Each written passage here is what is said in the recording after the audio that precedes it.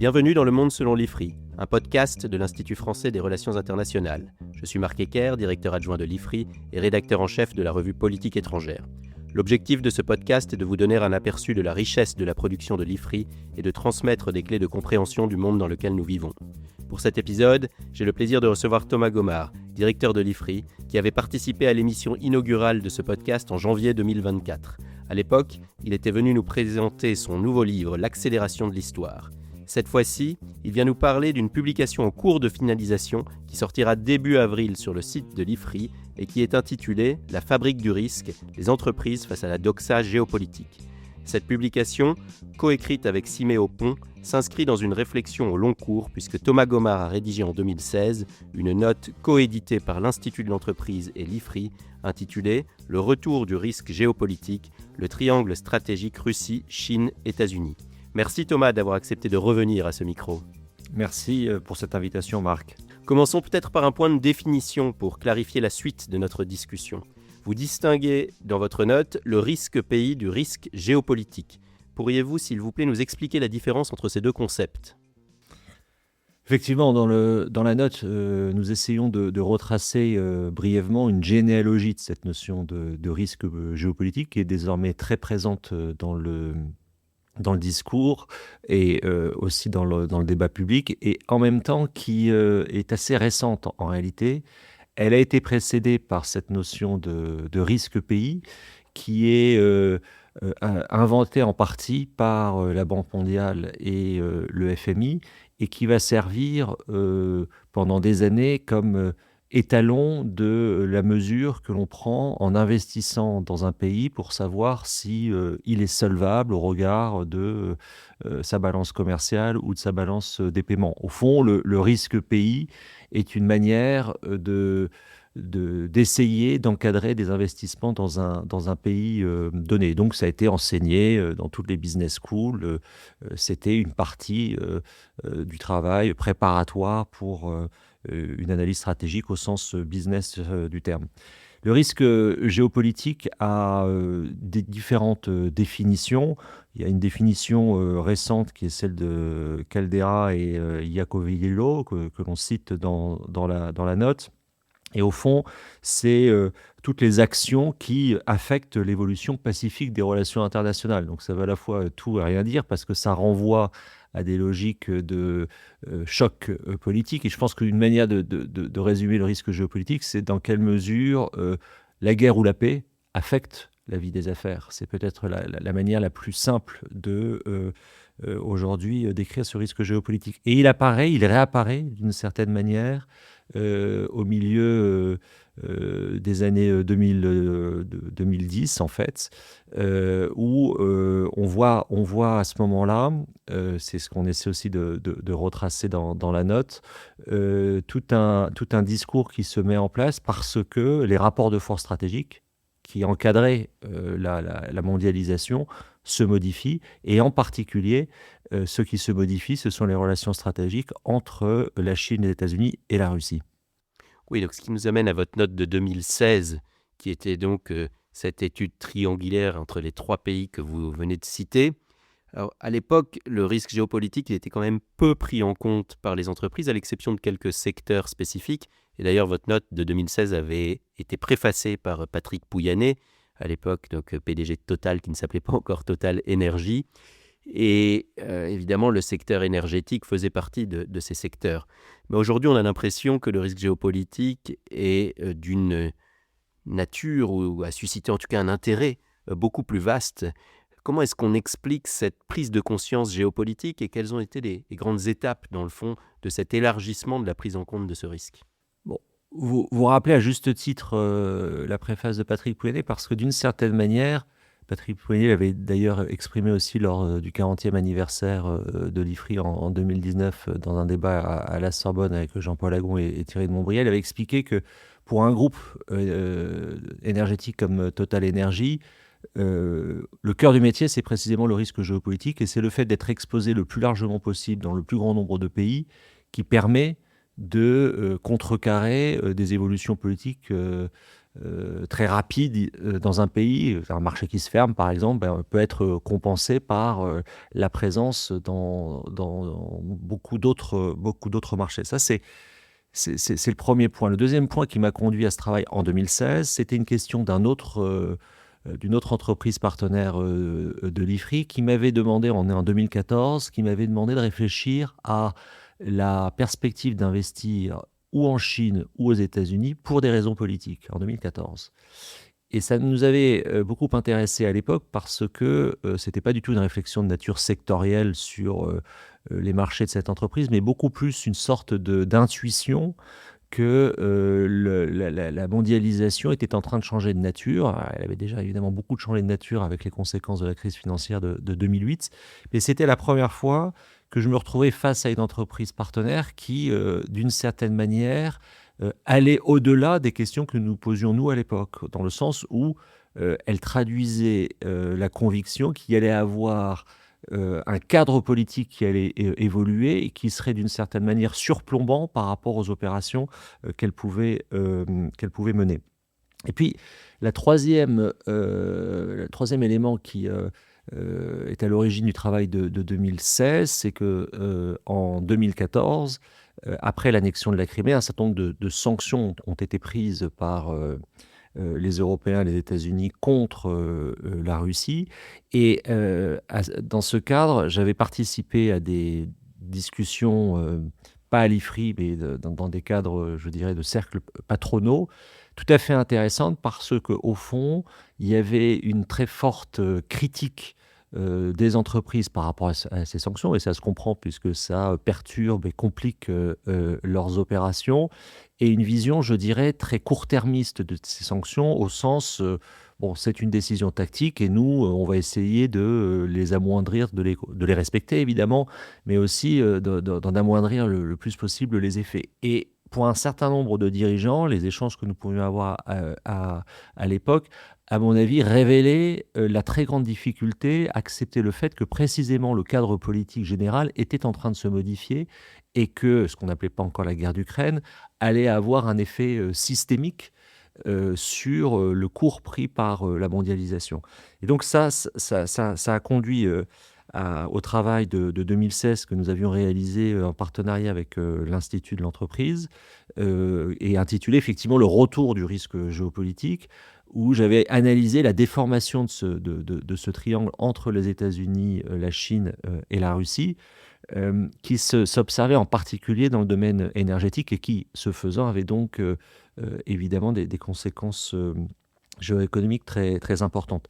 Depuis lors, donc 8 ans plus tard, effectivement, il y a un intérêt maintenant très, très fréquemment exprimé, une demande en fait des entreprises pour de l'analyse de risques géopolitiques, qui à mon avis s'explique d'abord peut-être par le plan Made China 2025, c'est-à-dire qu'il y a vraiment eu en 2015 une compréhension que la trajectoire prise par la Chine depuis son entrée dans l'OMC en 2001 était en train de changer, avec sa volonté affichée par ce plan notamment, eh bien, d'essayer de devenir la première puissance mondiale dans tous les compartiments du jeu.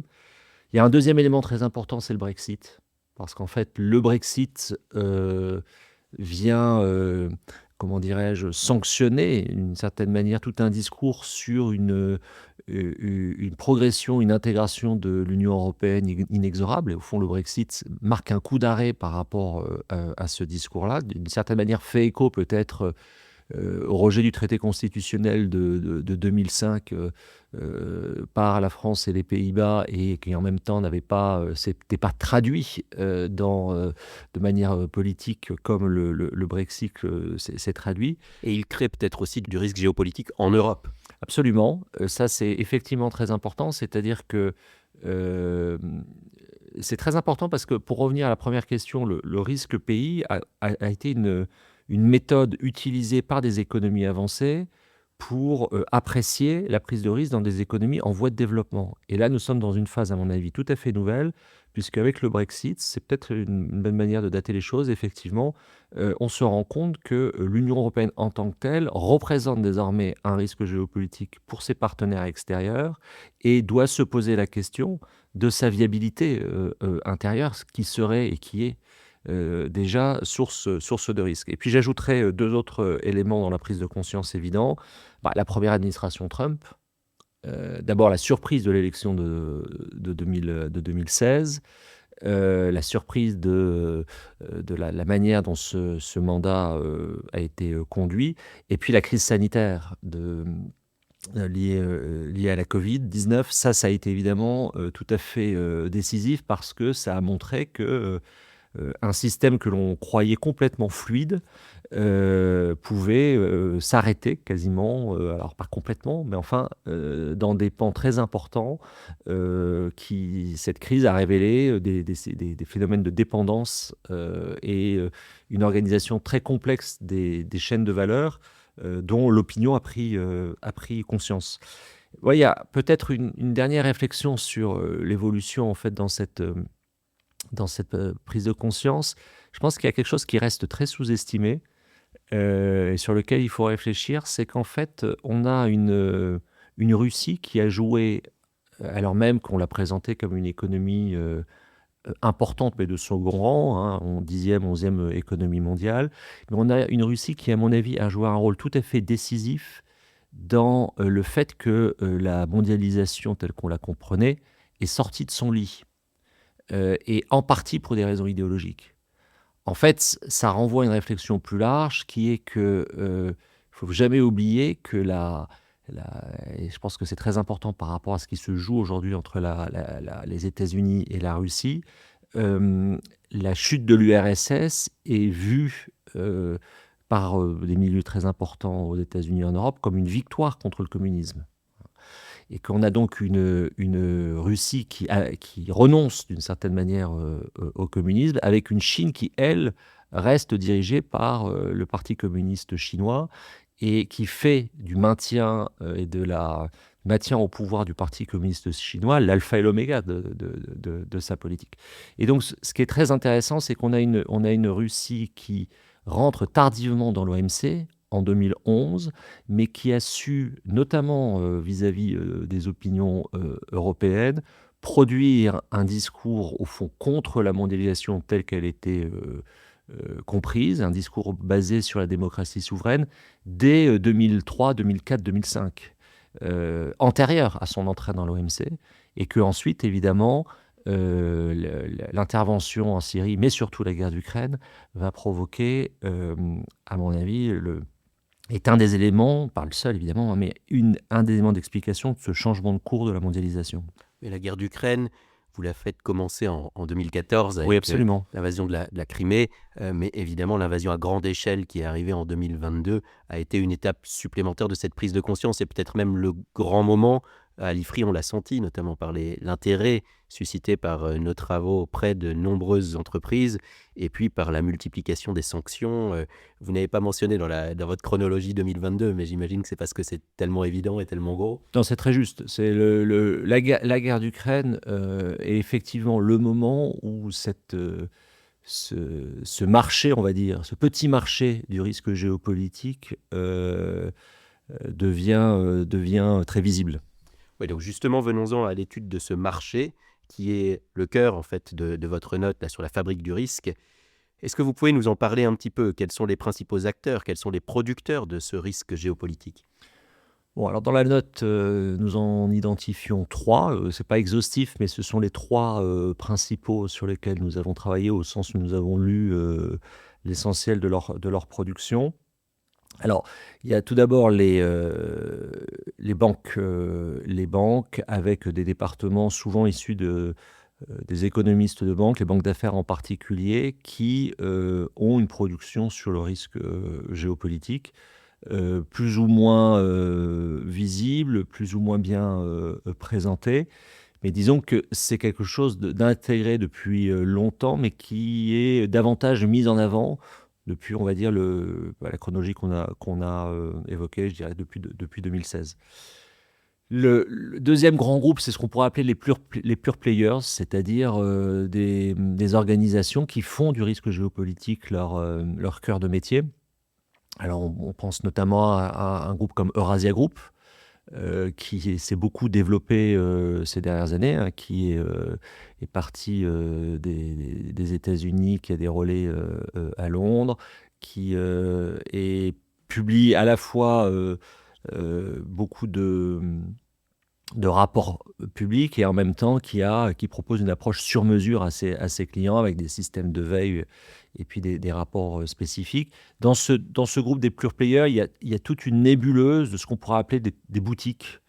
Des boutiques qui sont tenues souvent par la rencontre entre un ancien grand diplomate, un ancien grand responsable de service de renseignement, un ancien grand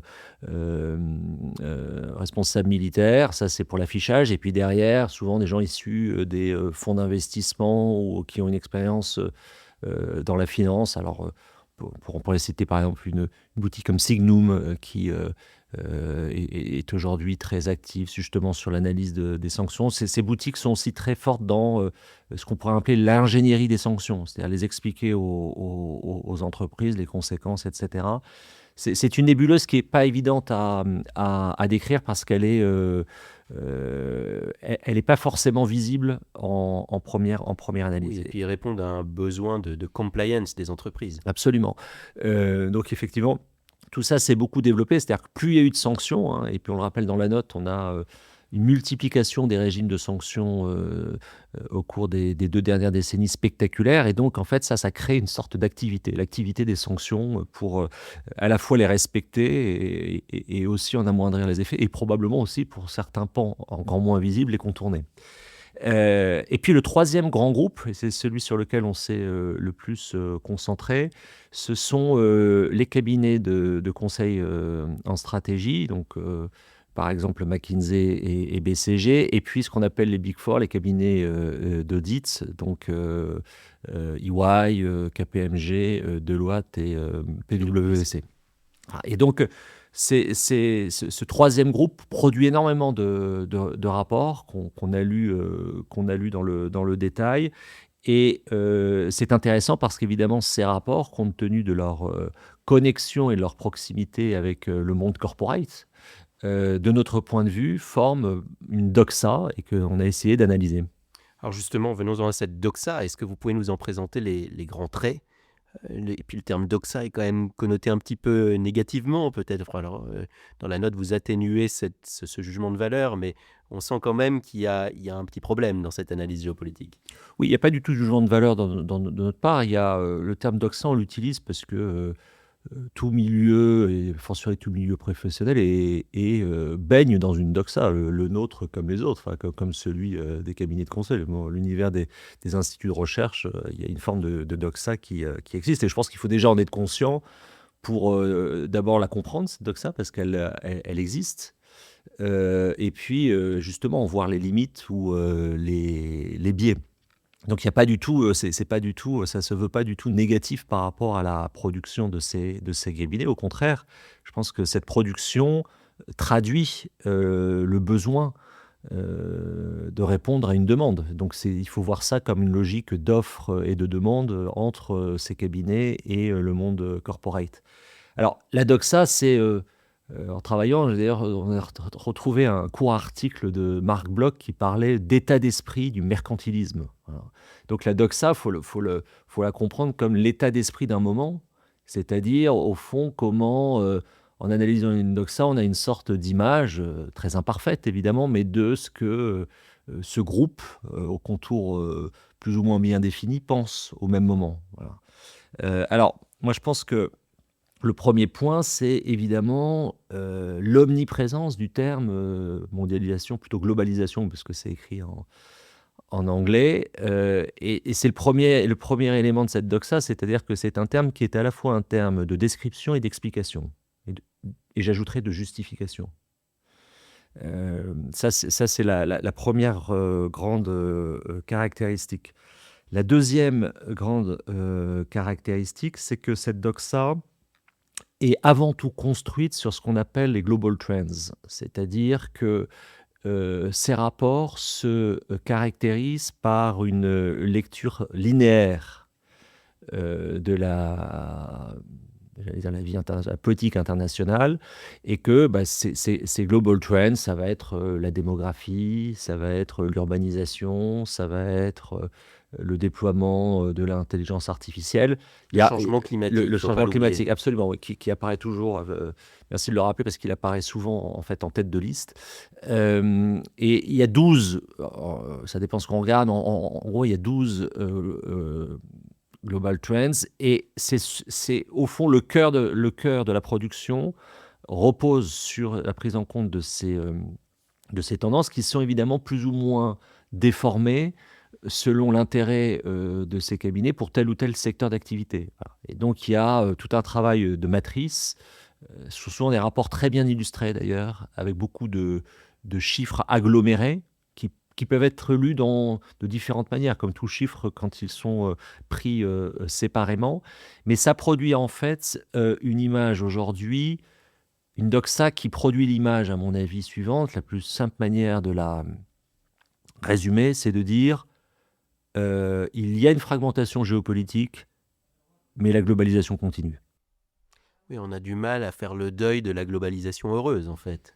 Absolument, c'est-à-dire que c'est, au fond, ce sont des recompositions qui, d'une certaine manière, les recompositions géopolitiques restent vues comme secondaires par rapport à la continuation de la globalisation. Alors, quels sont les principaux impensés de cette doxa? Si la fragmentation est vue, elle est analysée, mais en fait, on ne veut pas en tirer les vraies conséquences, alors quels sont les impensés? Et je pense qu'il y a, de mon point de vue, deux grandes limites, en fait, enfin, dans cette doxa. La première, c'est qu'il y a des ellipses. On sent qu'il y a des sujets qui sont beaucoup moins traités que d'autres, et je pense notamment à la question de Taïwan. C'est tout à fait frappant dans certains rapports sur le plan de la cartographie, notamment. Ça, c'est une ellipse signifiante, comme dirait l'autre. Pourquoi? Parce que ça traduit aussi, à mon sens, la difficulté dans certaines organisations de traiter le risque chinois comme les autres risques. Il y a évidemment un impensé sur l'attitude des États-Unis, c'est-à-dire que quand on lit ces rapports qui ont tous été produits, puisque avant le 20 janvier 2025, ce qui se met en place depuis le 20 janvier 2025 n'est absolument pas vu dans son ampleur et sa brutalité.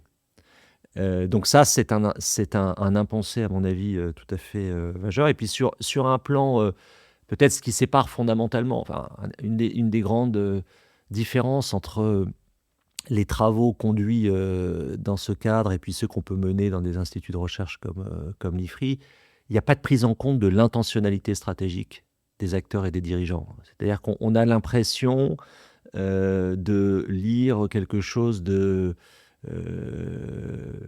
très poli. Et ça donne l'impression, au fond, ces rapports donnent l'impression d'une sorte de business plan global qui tire des courbes sans trop se soucier des grands dirigeants. Alors, ils sont parfois mentionnés, mais de manière toujours très rapide et sans prise en compte, en fait, de l'intentionnalité qui pourrait être la leur de perturber précisément cette globalisation ou de la tirer dans un sens ou dans un autre. Et j'ajouterais un autre élément qui n'est pas pris en compte, et c'est très frappant en particulier pour les cabinets d'audit, c'est tout ce qui relève, je dirais, de la globalisation illicite. C'est-à-dire que c'est une vision de la globalisation comme si elle se fondait dans une épure faite par la compliance et des échanges vertueux. Or, on n'a pas besoin d'être dans un institut de recherche pour savoir que c'est qu'un aspect des choses. Vous avez employé le terme poli. C'est poli dans les deux sens du terme. Exactement. C'est poli parce qu'on ne fâche pas et poli parce qu'on gomme les aspérités. Exactement. En fait, ce que vous expliquez, c'est que dans le fond, le business as usual reste de mise. Et vous citez dans la note un économiste de banque qui décrit une forme de déni sur la réalité de la fragmentation du monde et de l'exacerbation des rapports de force. Et il explique, je cite, « Le risque géopolitique s'apparente à un risque systémique ». Et c'est vrai que quand on regarde ce qui se passe depuis janvier 2025, mais avant, en février 2022, tout ça est vertigineux. Et ça remet en cause fondamentalement le système tel qu'il a été conçu depuis la fin de la Deuxième Guerre mondiale. Donc, ma question, c'est comment peut-on sortir de ce déni et gérer ce qui peut effectivement s'apparenter à un risque systémique ? Bon, la difficulté du risque systémique, c'est que ça renvoie aussi à un élément que je n'ai pas mentionné de la généalogie du risque pays, du risque géopolitique. Ce sont les travaux d'Ulrich Beck sur la société du risque qui expliquent, milieu des années 80, que le risque dans les sociétés industrielles avancées devient la mesure de l'action. Et donc, le risque systémique, par définition, ne peut pas se mesurer. Et par rapport à l'économisme général qui sous-tend l'approche des entreprises, ce qui n'est pas mesurable n'existe pas. Donc ça c'est le premier élément. Le deuxième élément, c'est que il est très difficile, au fond, pour une entreprise d'intégrer ce risque géopolitique à partir du moment où ça peut être vu comme une entrave et donc quelque chose de très contradictoire avec l'idée d'entreprise qui est précisément d'entreprendre, de se développer et de conquérir. Et donc il y a, dans les organisations et les entretiens que nous avons faits le montrent assez bien, c'est que ceux qui font du risque géopolitique peuvent être perçus un peu comme ceux qui empêchent le business de se faire. Alors même que la raison d'être d'une entreprise, c'est de faire du business. C'est pas un institut de recherche, une entreprise. C'est pas qu'on ne doit pas se développer dans un cadre d'institut de recherche, mais notre raison d'être n'est pas la même. Donc ça, c'est très important parce que, et ça conduit au fond à la troisième remarque, c'est que je ne pense pas qu'il y ait de réponse générale à apporter. C'est beaucoup plus, à mon sens, une réponse qui porte sur le jugement que peuvent porter les dirigeants de ces organisations. C'est-à-dire que le risque géopolitique, c'est la manière dont ils l'intègrent, à la fois comme acceptation du risque et aussi, dans certains cas, et c'est peut-être là le coup d'œil de l'entrepreneur en termes d'opportunité.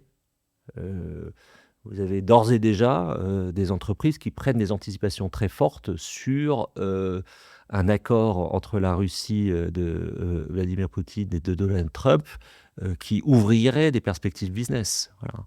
Donc c'est comme ça que je répondrais. C'est-à-dire, je pense que sur l'aspect organisation dans leur profondeur, il y a une difficulté à faire exister ce qui n'est pas mesurable.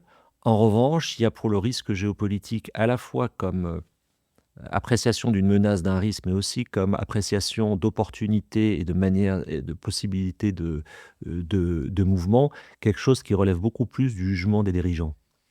Alors, il y a un terme, un anglicisme qui a beaucoup été employé ces dernières années, c'est celui de dérisking.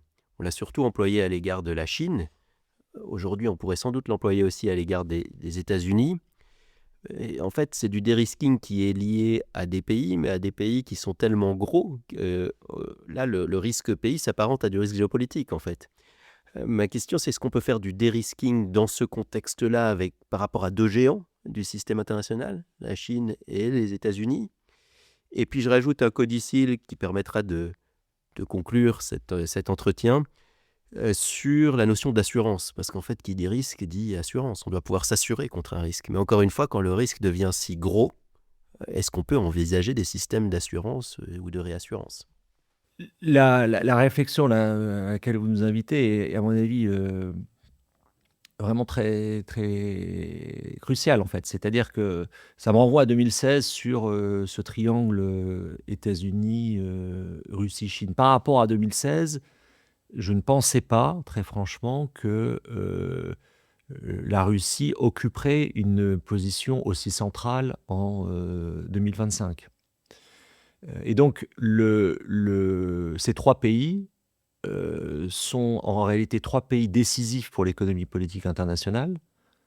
Les États-Unis pays continent de façade océanique, 25% du PIB mondial. La Chine, à peu près aussi 25% du PIB mondial, pays qui voudrait devenir aussi une puissance qui est de fait une puissance maritime et navale. Et puis une Russie qui n'a pas le même poids économique, mais qui est reliée sur 4 secteurs absolument clés sur la manière stratégique, c'est-à-dire le pétrole, le gaz, et ça reste décisif pour au moins les 2 décennies qui viennent, quand on regarde les projections, le blé, et j'ajouterais les armes et le nucléaire civil. Bon.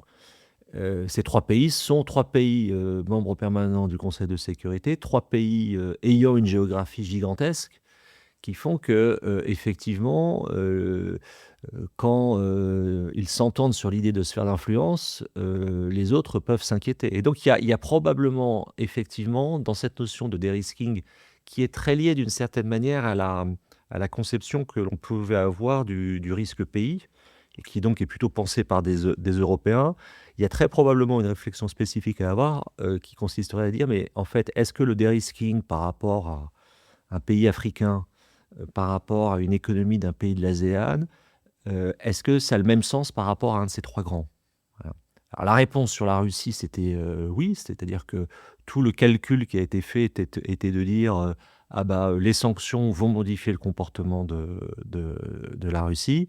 On s'est rendu compte que la Russie n'était pas la Serbie, précisément pour sa taille, pour aussi le fait que c'est une puissance au sens politique du terme, une puissance idéologique, qui est capable de produire un contre-discours d'abord sur la mondialisation, et c'est un contre-discours qui retrouve aujourd'hui qui a des échos directs à la Maison-Blanche. Donc il y a quelque chose effectivement de très spécifique, à mon sens, pour ces 3 pays, si on parle de dérisking, compte tenu encore une fois de leur poids. Et en ce qui concerne assurance, la manière d'assurer le risque géopolitique, parce qu'il est systémique, dans bien des cas, il n'est pas assuré. Et je pense que peut-être que le terme plutôt d'assurance, j'utiliserais plutôt le terme de prévoyance, au sens où la prévoyance, c'est aussi, là aussi, il y a un double sens, mais c'est peut-être au fond, et c'est là qu'il y a un espace, à mon avis, par rapport à cette doxa produite par les cabinets de conseil. Il y a probablement une aide ou du conseil à apporter aux entreprises, non pas sur une vision du risque à un moment T, mais beaucoup plus sur une vision de prévoyance et d'explication de ce qu'est une trajectoire d'un pays ou une trajectoire bilatérale ou une trajectoire d'un groupe de pays. C'est ainsi, à mon sens, qu'on pourrait peut-être proposer un certain nombre de travaux aux entreprises avec lesquelles on interagit. Thomas Gomard, merci beaucoup d'avoir participé à ce podcast. Je rappelle que votre note coécrite avec Siméo Pont sera disponible début avril sur le site internet de l'IFRI. Par ailleurs, chers auditeurs, n'hésitez pas à vous abonner au Monde selon l'IFRI sur votre plateforme préférée et à suivre l'Institut français des relations internationales sur les réseaux sociaux. À bientôt pour un prochain épisode.